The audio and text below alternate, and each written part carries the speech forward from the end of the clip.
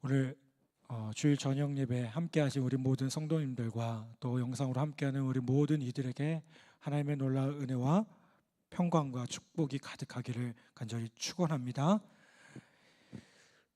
선교사라고 할 때 그 선교사라는 직분은요, 성령이 택한 사람이어야 하고 또 성령께서 보낸 사람이어야 합니다.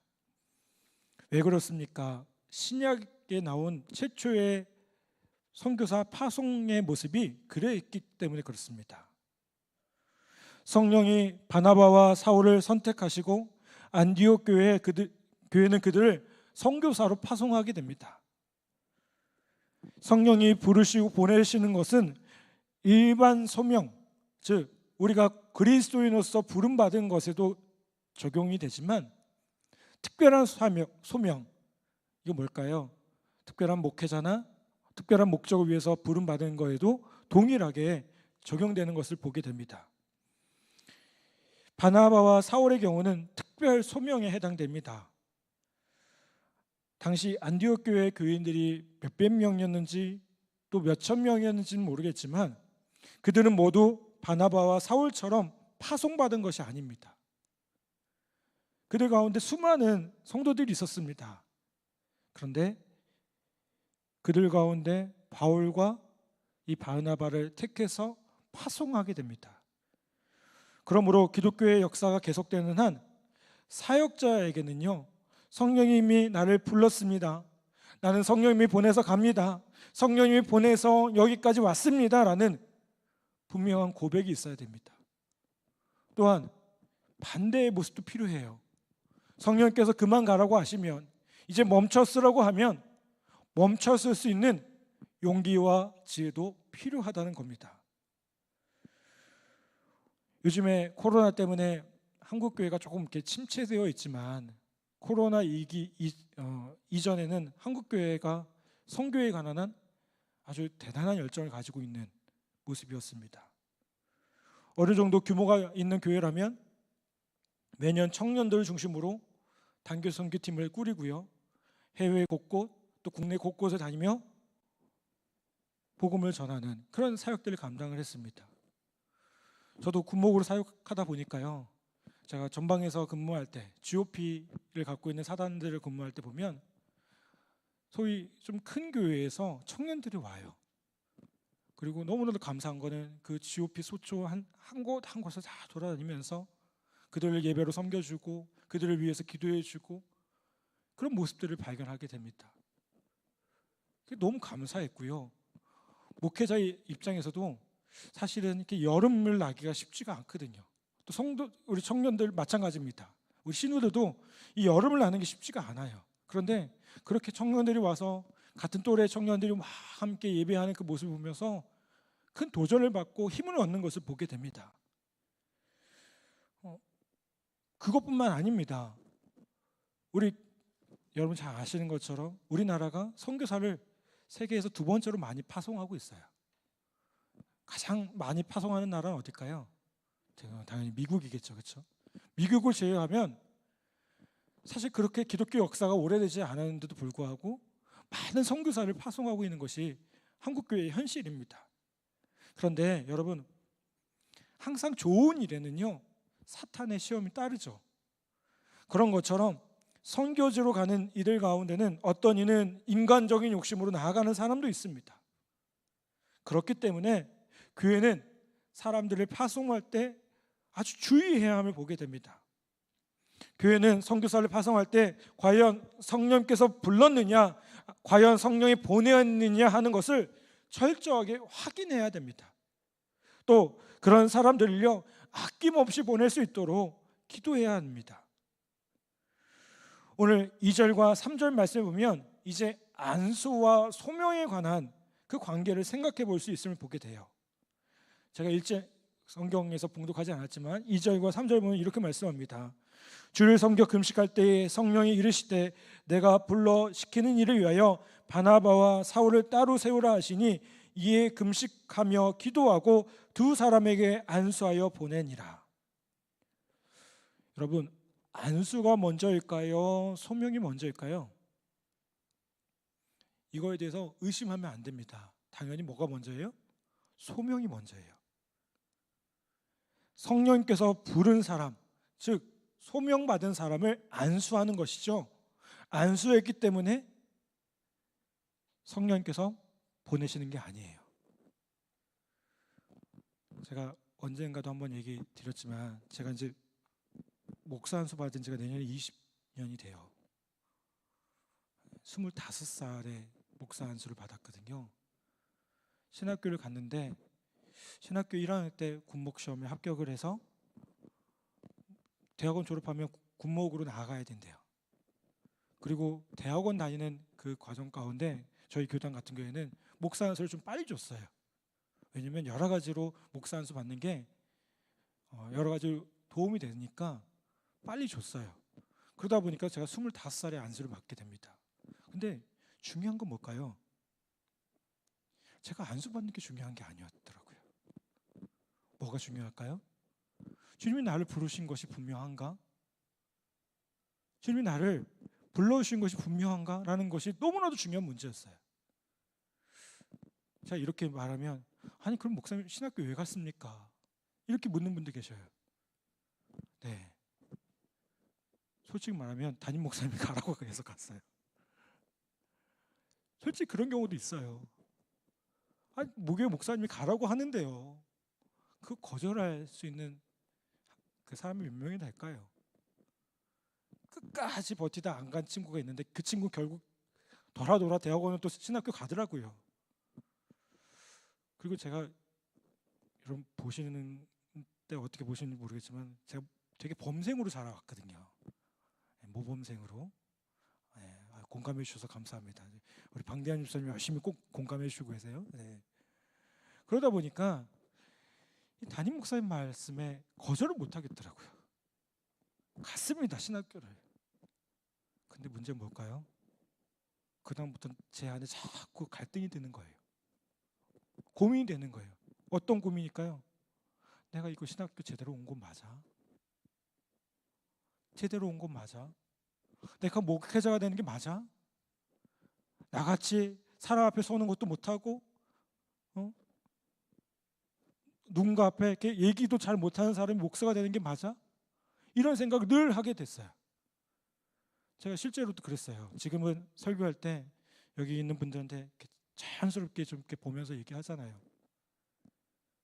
근데 지금도요, 설교할 때 원고를 꼭 갖고 해요. 왜 원고를 갖고 할까요? 이 원고가 없으면 전 불안해요. 이 말은 무슨 뜻이냐면 제가 예전에는요 정말 이렇게 원고에 코 박고 설교했어요. 사람들 앞에 서는 게 너무 싫었어요. 고등학교, 대학교 때까지만 해도, 학부 때까지만 해도요, 저는 성격이 어떤 사람이냐면 남 앞에서 서서 뭔가 얘기하는 걸 좋아하는 사람이 아닙니다. 우리 MBTI라는 거 요즘 이렇게 젊은 사람들 많이 한다고 하더라고요.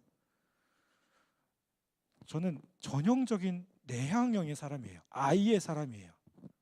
사람들 앞에 서는 거 전혀 못하고요. 네, 앞에서 얘기하라고 하면 뒤로 이렇게 빠지는 사람 있잖아요. 심지어 신학교 때도 발표 수업 한다고 그러면 제가 동기들한테 그랬어요. 내가 발표물 다 만들어줄게. 과제 다 만들어줄게. 다만 발표만 시키지 말어. 제가 그렇게 말하는 사람이었어요. 그러다 보니까 제 안에 어떤 생각이 들었을까요? 이게 목사가 되면 설교를 해야 되잖아요. 사람들 앞에 서야 되잖아요. 어찌됐든 간에 그 사람들을 끌고 나가야 되잖아요. 너무 두려운 거예요. 생각만 해도 끔찍한 거죠. 왜 그럴까 생각을 해보니까 저는 제 안에 열등감이 많았던 사람이에요. 어떤 열등감이 있냐면 저는 늘 교회에서나 사람들과의 관계 속에서 이렇게 뭔가 앞장서서 뭔가 해본 사람이 아니더라고요. 이해가 되세요? 그리고 저는 어렸을 때부터 저희 부모님 참 좋아하고 또 너무 감사하게 생각하고 있지만 저희 부모님이 저한테 한 실수 가운데 한 가지 뭐냐면 저를 누군가와 늘 비교하셨어요. 그러니까 저는 비교가 당하는 사람인 거예요. 소위 말하는 엄친 아들 있잖아요. 예. 제가 자랄 때 저희 교회에 제 친구 중에 아주 잘 나가는 친구가 있었어요. 그 친구는 운동도 잘했어요. 예. 공부도 잘했어요. 제가 같은 고등학교였는데 걔는 늘 성적도 우수했어요. 그렇게 늘 비교 당하는 거예요. 교회에서요. 그 친구는 항상 회장 뭐 그런 거 하는 거예요. 근데 저는 뭐 했을까요? 그 친구와 비하면 늘 이렇게 뒤에서 역할을 하는 거죠. 그게 물론 제 성향 탓도 있지만 그렇게 비교 당하는 게 싫어가지고요. 그냥 조용히 있었던 거죠. 그런데 군목으로 제가 합격하고 나니까요. 그 친구는 군목이 안 됐거든요. 그 친구도 역시나 신학교를 갔고 다른 신학교를 갔어요. 그러다 보니까 그 친구가 중간에 신학교 한 3학년쯤 되니까 군대를 가더라고요. 저는 군대를 어떻게 했을까요? 신학교 4년, 대학원 2년 다 마치고 1년 있다가 군대를 왔거든요. 그러면 그 또래 청년 남자들이 없잖아요. 군대 가 있는 동안. 청년부에서 청년부 회장을 뽑아야 되는데 물론 자매들도 있지만 없는 거예요. 그 또래 청년들이. 그래서 어떻게 했을까요? 제가 신학교 3학년 때 청년부 회장을 했어요. 제 인생에서 처음 있는 일이었어요. 교회에서 청년부 회장이라는 걸 생각도 안 해보다가. 근데 그게 어떤 일이었을까요? 저한테는 너무나도 곤욕이었어요. 왜요? 저는 앞장서는 거 못하는 사람인데, 나서서 뭔가 하는 거 못하는 사람인데. 근데 그러다 보니까 또 어떤 일이 생길까요? 하필이면 그때 저와 같이 이렇게 섬기던 자매 하나가 있었는데 그 친구는 저하고 성격이 완전히 반대인 거예요. 저는 회장이고 그 친구가 이제 부회장이었는데 이 친구는 그 MBTI를 보면 ENFP예요. 자매들 아세요? ENFP가 어떤 성격인지? 막 앞에 나서고 좋아하고요. 뭔가 이야기하다가 막 다른 얘기 막 하고요. 그런 친구예요. 저는 그게 절대로 용납되지 않은 사람이었어요. 근데 그 친구와 같이 일을 하다 보니까 어떨까요? 이게 도저히 일을 못 하겠는 거죠. 큰일 났어요. 그래서 정말 부끄러운 고백이지만 제가 어떻게 했을까요? 그때 신학교 3학년 때였는데 1학기는 그냥 어찌 끌고 갔는데 2학기 때는 도저히 못 하겠더라고요. 그래서 2학기 때 어떻게 했냐면 교회 섬기다가 그 학교 기숙사로 도망을 가버렸어요. 주말에만 와서 교회를 하겠다 그렇게 말하고 핑계는 좋았어요. 뭐냐면 공부를 내가 제대로 하고 싶다. 3학년이니까 학점도 제대로 쌓고 싶다. 교회에서 흔쾌도 이렇게 해주더라고요. 도망갔는데요. 그거 아시죠? 여러분 성경에 보면 그 시편에 그런 말씀 있잖아요. 내가 하늘 끝에 가도 바다 끝에 가도 주의 손이 나를 붙드심이로다. 제가 그 말씀을 제일 싫어해요. 왜요? 아니 도망갔는데 거기서 하나님께서 이끄시는 거예요. 미치겠는 거죠. 제가 어떻게 했을까요? 그때 때마침 같이 친하게 지내던 선배들이 있었는데요. 그 선배들하고 저기 강원도 태백에 가면 예수원이라는 데가 있습니다. 성공회에서 운영하는 이렇게 수양할 수 있는 시설이 있는데 거기를 갔어요. 그 당시만 해도 그때 젊은 청년들이 많이 가던 곳이에요. 거기를 갔는데요. 그냥 끌려갔어요. 선배들이 너 가자. 너 이렇게 방황하는 모습 보니까 안 되겠다. 저는 끌려가가지고 한 대 맞을 줄 알았어요. 자꾸 강원도 골짜기로 끌고 가니까. 근데 거기 가니까 하지 말라는 게 되게 많아요. 그 당시에 가니까 핸드폰 빼앗았고요. 소리 내서 기도하지는 말래요. 이수원이라는 데가. 그리고 조용히 침묵하래요. 제가 할 수 있는 게 없더라고요. 때마침 그때 가져갔던 게 뭐냐면 성경책하고 책이 한 권 있었어요. 제가 그 책을 읽으면서 속으로 울었죠. 하나님, 나 어떻게 하실 거냐고. 하나님, 나 어떻게 하실 거냐고. 근데 그때 그 묵상으로 기도하면서 하나님과의 그 관계 속에서 나아가는데 그때 하나님께서 주신 마음이 있더라고요. 그게 뭐냐면 예수님께서 세베대의 아들들에게 하셨던 말씀. 내가 마시는 잔은 너도 마실 수 있느냐? 근데 그때 큐티도 그런 말씀이 저에게 다가왔고요. 하필이면 제가 그때 책을 한 권 가져갔는데 그 책의 제목이 뭐냐면 Can You Drink the Cup이었어요. 헨리 나우엔이라는 그 신학자가 쓴 책이었거든요. 소름이 팍 돋는 거예요. 내가 마시는 잔을 너도 마실 수 있니? 여러분, 저는 그게 뭘까요? 저에게 부르심이었어요. 예수원에서 2박 3일 있는데요. 둘째 날 밤에 혼자 그 예수원 보면 바깥에 이렇게 나가서 기도할 수 있는 공간이 있더라고요. 날씨가 쌀쌀했어요. 잠바 하나 입고요. 나가서 그냥 침묵으로 기도하는 거예요. 근데 계속 저희한테 두드려요. 내가 마시는 잔을 너가 마실 수 있니? 내가 마시는 잔을 너가 마실 수 있니? 제가 처음에는 못한다고 했어요. 아, 주님, 너무 어렵잖아요. 사람들 앞에 서야 되고요. 저는 그런 말할 용기도 없고요. 재주도 없는데요. 주님, 왜 나를 자꾸 부르세요? 나 가기 싫어요. 도망갈래요. 그만할래요. 청년부요. 알아서 하겠죠. 내가 안 해도 다른 사람 잘할 수 있잖아요. 왜 나에게 그런 걸 맡기세요? 근데요, 계속 주시는 거예요. Can you drink the cup? 내가 마시는 잔 너도 마실 수 있어? 근데 나중에 한 2시간 정도 기도했나요? 모르겠어요. 얼마 기도했는지 모르겠어요. 시계도 안 보고 있었으니까요. 한참 기도가 나고 났는데 제가 자포자기가 되더라고요. 어떻게 생각했을까요? 아, 몰라요. 하나님 알아서 하세요. 하나님 알아서 하세요. 나 여기까지 끌고 왔잖아요. 알아서 하세요.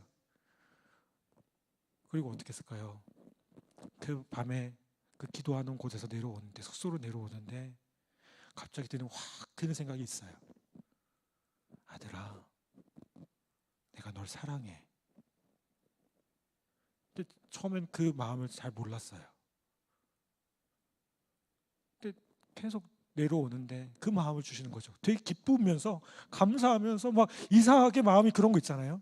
사랑해. 제가 그때 그 내려오면서 또 물어봤어요. 주님, 내가 주님을 위해서 뭐 제대로 한 게 없는데요. 또 얘기하는 거예요. 주님이 제 마음에 뭐라고 하냐면 사랑해. 사랑해. 제가 그때 또 깨달았어요. 아, 내가 뭘 해서 사랑하는 게 아니라 그저 내 모습 있는 그대로 주님이 사랑하시는구나. 제가 왜 이 이야기를 하냐면요. 그래도 저는 그때 주님 만나서 그때 부르심에 대한 그 소명 때문에 지금 여기에 있는 것 같아요. 저에게 그 시간이 없었다면 아마 지금 여기 있지 못할 것 같아요. 여러분, 안수라는 것은요, 성령께서 부른 사람을 공적으로 확인하는 하나의 의식임을 보게 됩니다. 부름받은 입장에서는요, 성령께서 자신을 불렀다는 것을 확실히 고백하는 시간입니다. 그래서 제가 25살 때 목사 안수 받는데요, 너무 어린 나이죠. 근데 그래도 다행스럽게도 주님 나를 불러주셨구나라는 그 분명한 확신이 있더라고요. 여러분, 안수 받았기 때문에 소명을 받은 것이 아니라 소명이 있기 때문에 안수를 받은 것입니다. 바나바와 사울이 성령의 보내심을 받습니다. 실루기아로 가서 배를 타고 구브로 섬으로 갑니다. 구브로는요, 밤빌리아 바로 아래에 있는, 터키 그 바로 아래에 있는 섬입니다. 그리고 바나바의 고향이기도 했어요. 그들은 구브로 섬 동쪽 끝에 위치한 살라미에서 복음을 전파한 후에 섬을 가로질러 남서쪽으로 내려가서 그 섬의 수도인, 어디냐면 그 섬의 수도인 뭐가 나오냐면 바보라는 항이 있어요. 성경에 참 재미있는 그 지명이 나와요. 바보예요. 네. 제가 거짓말하는 거 아닙니다. 그곳에서 총독 서기오에게 바울이 하나님의 말씀을 전하고 납니다. 그리고 나서 이 바나바 일행은요, 배를 타고 밤빌리아로 건너가게 됩니다. 여러분, 여기에는 우리가 전도나 선교를 할 때 참고해야 할 하나의 원리가 있음을 보게 됩니다. 뭐냐면 우리가 전도할 때요, 가까운 사람부터 시작하자는 거예요. 여러분, 우리가 전도한다고 하면 왠지 이렇게 잘 모르는 사람한테 다가가야 될 것 같잖아요. 근데 그게 쉬울까요? 아니요, 쉽지 않아요. 나를 가장 잘 알고 내가 어떻게 살아가는지를 아는 사람들한테 전화하는 게 오히려 쉬울 수 있어요. 근데 조건이 하나 있죠. 그렇게 전도하려면 내가 어떻게 살아야 돼요? 그리스도인답게 살아야 돼요. 평소에 그렇게 살지 못하는데, 정말 예수 믿는 사람처럼 살지 못하는데 전도가 될까요? 안 되는 겁니다. 그래서 초대교회 성도들은 어떻게 살았습니까? 날마다 내가 그리스도임을 기억하고 그 그리스도인답게 살려고 했었어요. 그러니까 어떻게 했어요? 한 사람이 예수 믿게 되면 그 가정이 예수를 믿는 거예요. 그 가정이 예수 믿으면요, 그 이웃들이 예수 믿기 시작하는 거예요. 그렇게 교회가 생기기 시작했어요. 여러분, 초대교회는 교회가 따로 없었어요. 예배당이 따로 없었어요. 가정에서 모여서 예배하기 시작했어요. 여러분, 우리도 마찬가지 아니겠습니까? 우리가 전도한다고 할 때 특별하게 부름 받아서 요즘은 그런 경우는 거의 없더라고요. 보면 예전에 보면 그 지하철역이나 그 앞에서, 그렇죠, 예수천당 불신족 외치는 사람들 참 많았거든요. 그러면서 꼭 그런 분들이 있어요. 너나 믿으라고. 그리고 꼭 그 예수천당 불신족 옆에는 누가 있었어요? 우리 자매님들은 아시는지 모르겠어요. 그 불공 드린 분이 꼭 계셨어요. 네. 참 난감해요. 그렇죠? 그런 상황들 볼 때마다. 근데 여러분, 그렇게 해야 전도하는 걸까요? 아니요. 그렇죠? 가까운 사람들한테, 내가 만나는 사람들한테 내가 자연스럽게 그리스도인됨을 보여주기 시작하면 그게 전도가 됩니다. 그런데 여러분, 그렇게 우리가 전도를 하려고 하면 어떻습니까? 쉬운가요? 아니요. 이 사탄의 역사가 필연적으로 따라옵니다. 사탄은요, 전도하는 자를 쫓아다니는 버릇이 있습니다. 놀라운 일이에요, 그렇죠? 그래서 우리가 전도할 때 무방비로 나가잖아요. 그러면 어떻게 됩니까? 무방비로 어디서 터지고 나와요. 내가 전도회로 나가는데 하나님께서 날 사랑하지 않나 봐, 날 도와주지 않네, 그러고 돌아와요. 뻔하죠. 무방비로 나갔는데요, 기도하지도 않고 나갔는데요. 바나바와 사울이 전도할 때는요, 마찬가지였어요. 예외가 아니었습니다. 구브로 섬의 총독 서기오에게 바울이 하나님의 말씀을 전할 때 유대인 거짓 선지자가 방해를 합니다. 이 창세기 13장 8절에 보면요, 이 마술사 엘루마는 이름을 번역하면 마술사라 그들을 대적하여 총독으로 믿지 못하게 힘쓰니 라고 말씀해요. 성령 충만한 바울이 그를 주목하여 꾸짖습니다. 10절 말씀해 보니까 이렇게 얘기하죠. 이르되 모든 거짓과 악행이 가득한 자요, 마귀의 자식이요, 모든 의의 원수요, 주의 바른 길을 굳게 하기를 그치기 아니하겠느냐라고 말씀합니다. 여러분, 바울이 엘루메라는 그 거짓 선지자에게 어떻게 얘기해요? 모든 거짓과 악행이 가득한 자, 마귀의 자식, 모든 의로운 일에 원수된 자, 이렇게 얘기해요. 갖다 붙일 수 있는 건 다 붙이면서 안 좋은 말을 다 붙인 거예요. 그렇죠?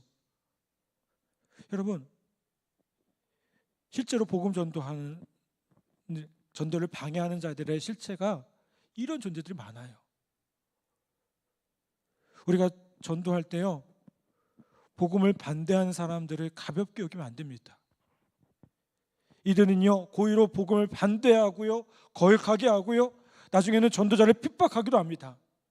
사탄은 이런 사람들을 이용해서 전도자에게 낙심을 주고요, 모든 것을 잃게 만들어 버립니다. 그런데 여러분, 이 사탄의 방해에 맞서 누가 역사할까요?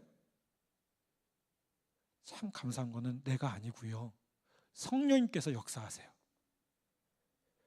성령께서 바울에게 충만히 임하십니다.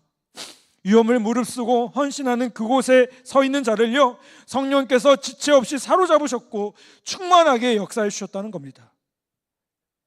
여러분, 그냥 편안한 자리에서 그저 자기 한 몸만 편하게 기대고 있다면 그런 사람에게는 성령 충만을 기대하면 안 됩니다.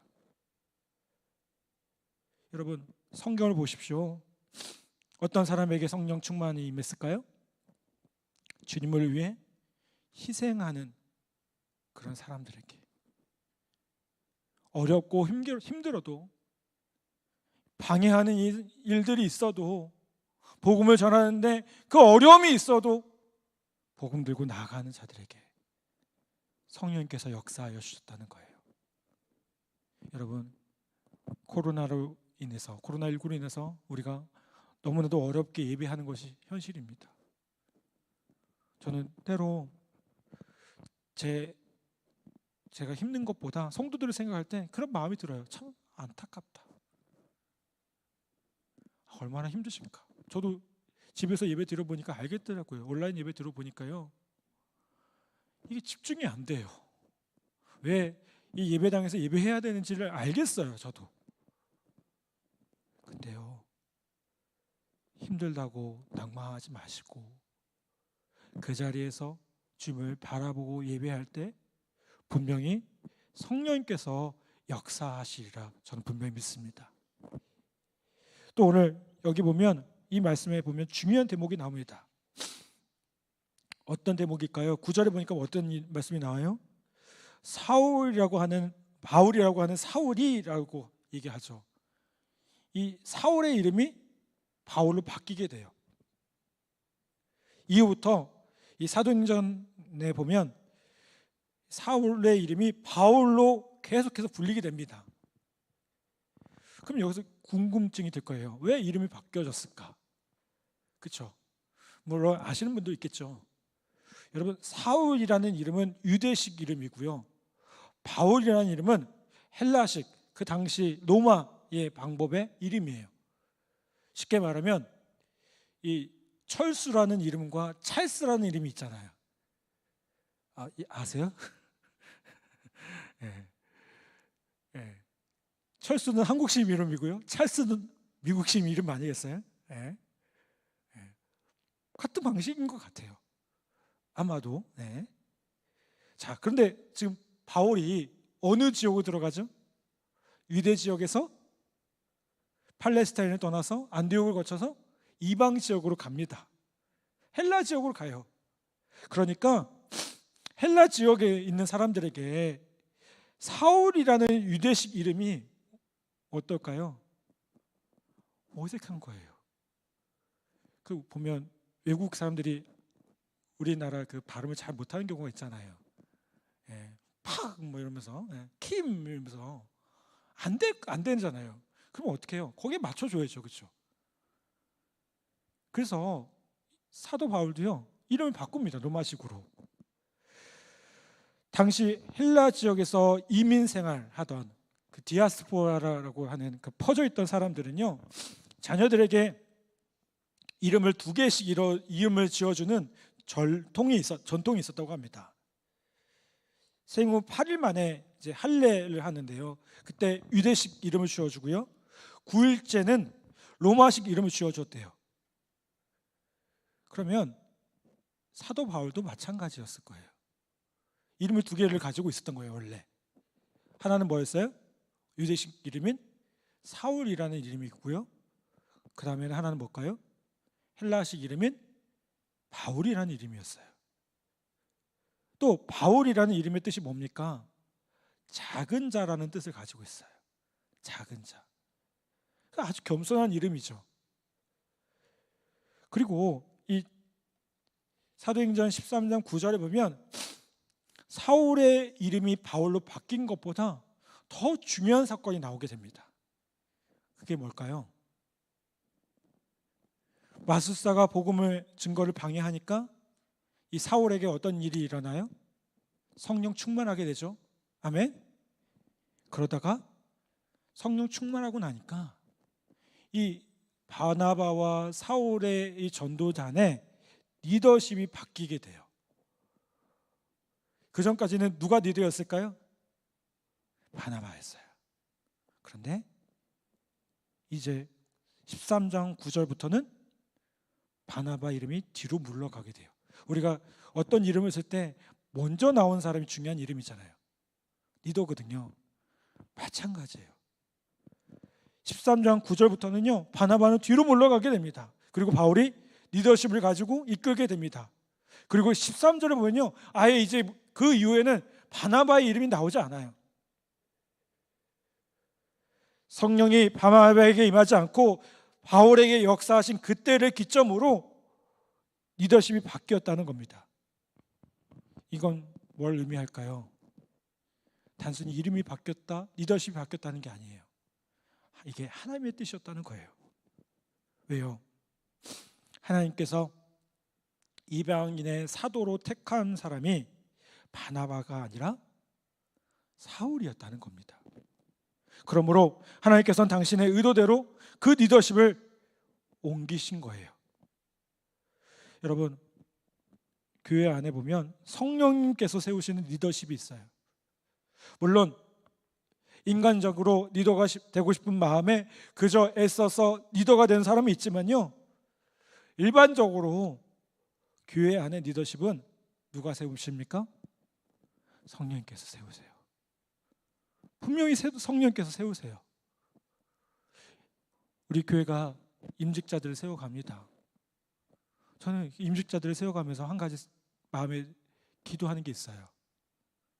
사람이 세우지 않고 성령께서 세워달라고.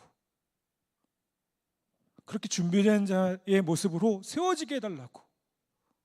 그래야 이 군성교가 제대로 세워지고 교회가 세워질 수 있거든요. 그리고 여러분, 중요한 게 뭘까요? 이 사람이 성령께서 쓰시는 사람이 분명하다 하면 우리는 그 리더십을 존중해 줘야 돼요. 좋은 팔로가 돼줘야 돼요. 여러분, 좋은 리더는요, 좋은 팔로워예요. 좋은 팔로가 될 때 좋은 리더가 될 수 있어요. 그게 성령께 복종하는 것이고 하나님께서 역사하신 그 섭리의 가운데 참여하는 일이라는 사실을 우리 모두가 기억하기를 간절히 바랍니다. 바나바가 그렇게 했어요. 그리고 바울이 세워지게 됩니다. 그리고 하나님의 교회가 그렇게 세워집니다. 우리의 모습 가운데도 그런 모습이 있습니다. 누군가를 세워가야 되는 모습.